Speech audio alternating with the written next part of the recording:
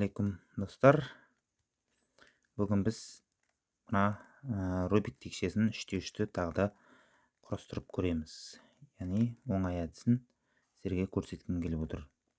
Менің каналыма тіркеліп қойыңыздар, лайк басып қойыңыздар, пікір қалдырып кетсеңіздер болады. Егер де менің каналыма тіркеліп тұрсаңыздар, менің каналымда осы Рубик текшесін құрастырудың әдіс тәсілдерін видеоға түсіріп салған болатынмын. Қарап үйреніп алсаңыздар болады.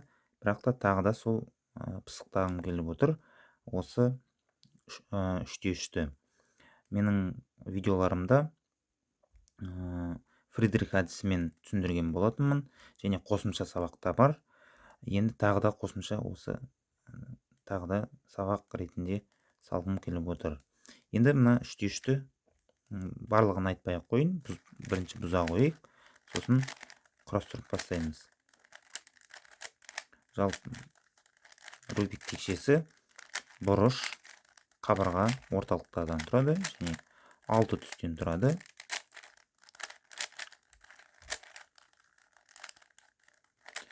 Так, міне бұздық Рубик текшемізді. Енді қазір құрастыратын боламыз. Яғни орталық ақтан бастайық. Көбіне әдетте ақтан бастаймыз. Ақ түсті тауып аламыз. Оның жанына қосу таңбасын жасаймыз. Яғни ол ешқандай формула керек емес. Формуласыз өзіміз жинаймыз.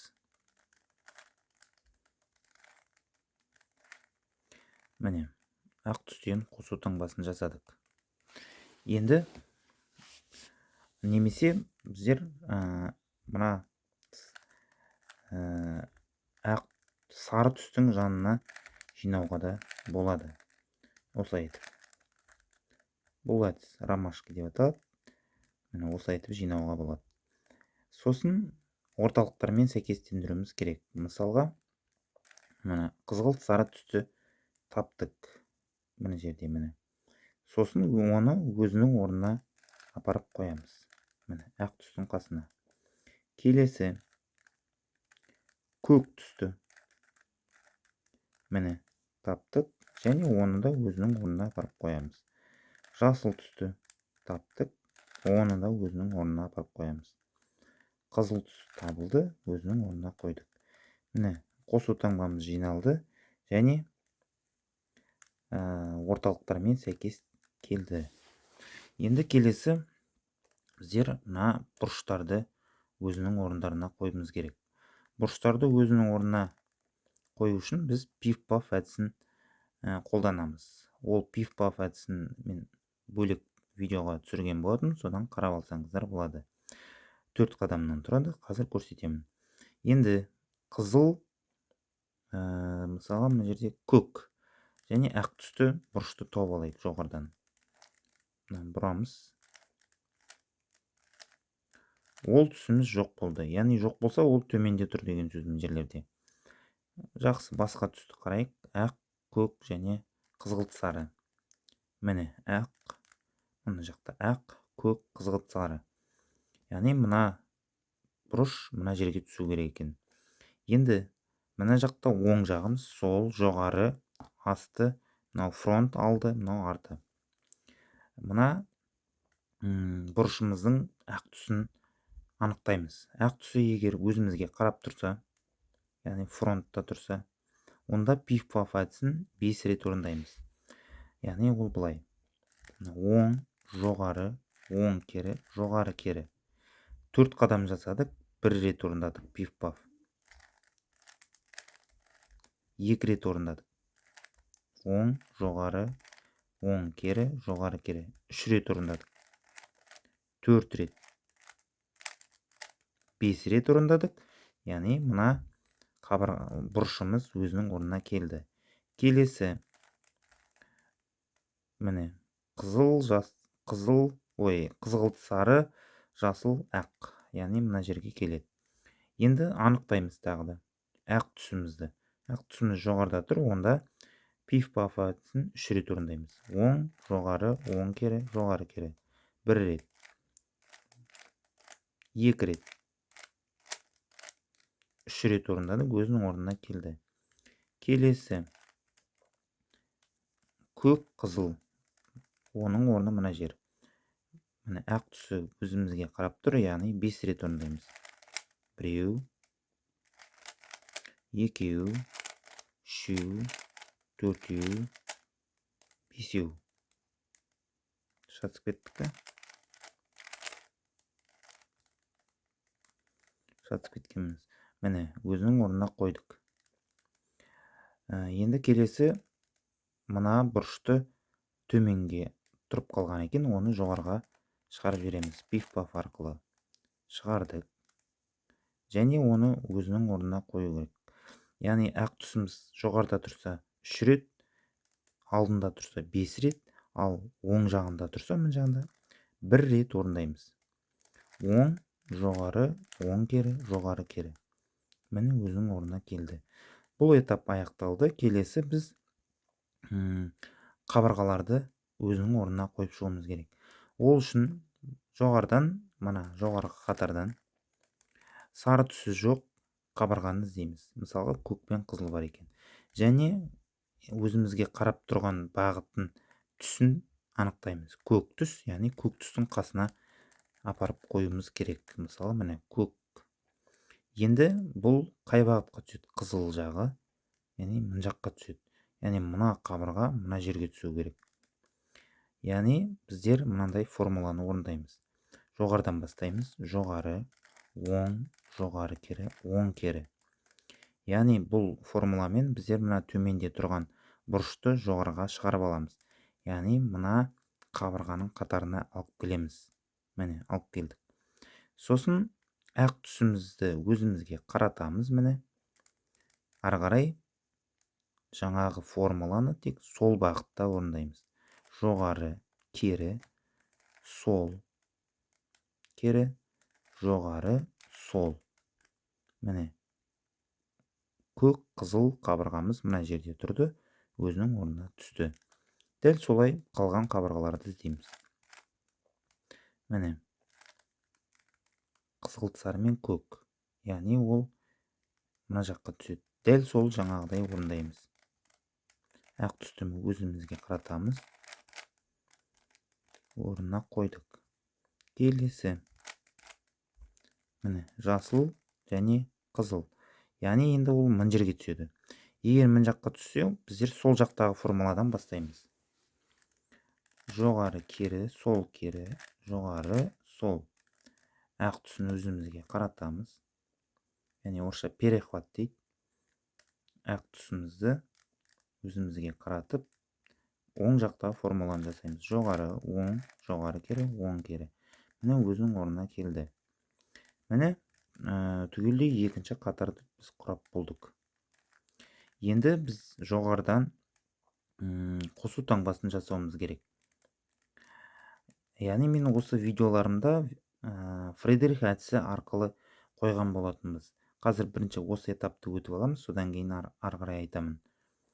Фридрих әдісі арқылы. Енді біз қазір оңай түрін үйренеміз. Енді қазір мына жерде қосу таңбасын жасап алуымыз керек. Қосу таңбасын, яғни сары түстен жасаймыз. Үш жағдайда кездеседі. Бірінші міне қазірге келіп тұрған жағдай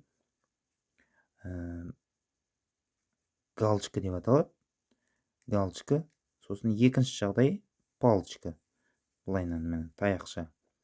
Үшінші жағдай нүкте. Яғни мына жерде сары түстері болмауы мүмкін. Енді мынандай жағдай келген кезде галочка, фронт, міне алдын сағат тілімен бірлет. Сосын бір рет пиф-паф орындаймыз. Міне екінші рет пиф-паф орындаймыз. Міне екі рет пиф-паф орындадық және жаңа фронтты өзінің орнына қоямыз. Алдын. Сонда біздің қосу таңбамыз шығады мынандай. Енді осыдан кейін Фридрих әдісін қолдануға болады. Міне мысалға көздер. Біздер Фридрих Әдісін қолданбаймыз, қазір оңайлау түріне көшеміз. Енді қазір мына жасыл түсті жасыл түске әкеліп қояйық. Қалған түстерін қараймыз. Келмей тұр. Яғни көкті әкеліп қоямыз. Көкті әкеліп қойған жағдайда бізде екі көк пен қызыл түс өзінің орнына келіп тұр. Ондай жағдайда келіп тұрған түстерді біреуінің артына, біреуінің оң жағына қоямыз. Сосын мынандай рыбка деген әдісті орындаймыз. Рыбка әдісін орындаймыз. Оң, жоғары,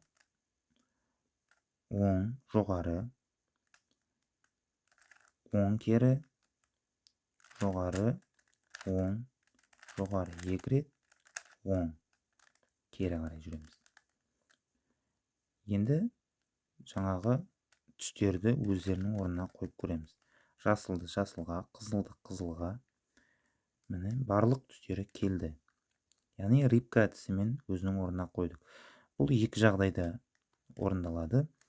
Жаңа біздер жақын түстері қызыл мен бізде жаңа көк екеуі келді ғой. Кейде мынандай жағдай болады. Көк пен жасыл келуі мүмкін, екеуі келмеуі мүмкін. Ондай жағдайда қарама-қарсы түстер келген жағдайда рыбка әдісін орындаймыз. Содан кейін мына жағдайға келеміз. Сосын рыбка әдісін тағы да орындаймыз. Яғни екі рет орындауымыз керек мынандай жағдайда. Ал мынандай жағдайда рыбка әдісін бір рет орындаймыз. Келесі бізде бұрыштарды өзінің орнына қоюымыз керек. Ол үшін келіп тұрған бұрыш іздейміз. Яғни бізде мына жасыл мен қызыл және сары. Ол келіп тұрған бұрышты оң жағымызға қоямыз. Сосын мынандай алгоритмді орындаймыз. Жоғары, оң, жоғары кері, сол кері, жоғары кері, жоғары, оң, жоғары кері, сол. Қараймыз. Жасыл түсіміз бен қызыл түсіміз өзінің орнында тұр. Мынау көк және қызыл болу керек. Өзінің орнында тұр. Көк, қызыл, сары өзінің орнында тұр. Міне, мынау да өзінің орнында. Барлығы өзінің орнына келді. Бірақ мына бұрыштар дұрыс орналаспаған. Яғни бұлай айналу керек. Бұлай қарай айналу керек мынау бұлай қарай. Енді жаңағы жерде мысалға бір бұрышымызды өзіміз оң жағымызға қойып жаңа формуланы орындадық. Егер бір рет орындаған кезде келмесе, қайтадан 2 рет, 3 рет, 4 ретке дейін орындап, қашан мына жердегі бұрыштар өзінің орнына келеді, соған дейін орындауымыз керек. Енді келесі соңғы этап мына бұрыштарды дұрыстауымыз керек. Енді сары түсті бағанадан бері жоғарыда ұстап отырдық. Енді оны төменге қаратамыз. Яғни ақ түсін жоғарыға қаратамыз. Сосын кез келген бағыттан алайық. Мысалға мына көкті алайық. Көкті өзімізге қаратып қоямыз. Сосын мына келмей тұрған екі қабырғаның сары түсін анықтаймыз. Мысалға мына оң жағында тұр. Егер оң жағында тұрса, пиф-паф әдісін 2 рет орындаймыз. Бірақ көбегімізді қозғалтпаймыз. Көрейік. 1 рет, 2 рет. Мына көбегіміздің бұрышымызды қараймыз. Өзінің орнына келген. Енді осы көк түсімізді алға қаратып ұстап отырып, тек төменін бұраймыз. Яғни мына дұрыстап қою керек бұрышты оң жағымызға әкеліп аламыз. Және тағы да пиф-паф әдісін орындаймыз. Бірақ сары түсі алдымызға бізге қарап тұрғандықтан 4 рет орындаймыз. 1, 2, 3, 4. Міне өзінің орнына келді. Енді түстерін сәйкестендіреміз. Біздің көбегіміз жиналып шықты. Міне осындай Бастапқы әдіс бұл любительский деп айтсақ та болады. Осы әдіспен құрастырып үйреніп алсаңыздар болады. Ары қарай өздеріңізге дамытқыңыз келсе, Фридрих әдісін үйреніп, кубикті уақытқа жинауға көп көмегі бар Фридрих әдісінің. Видео ұнаса лайк басып қойыңыздар. Менің каналыма тіркеліп кетіңіздер. Пікірлеріңізді видеоның астына қалдырып кетулеріңізге болады. Сау болыңыздар.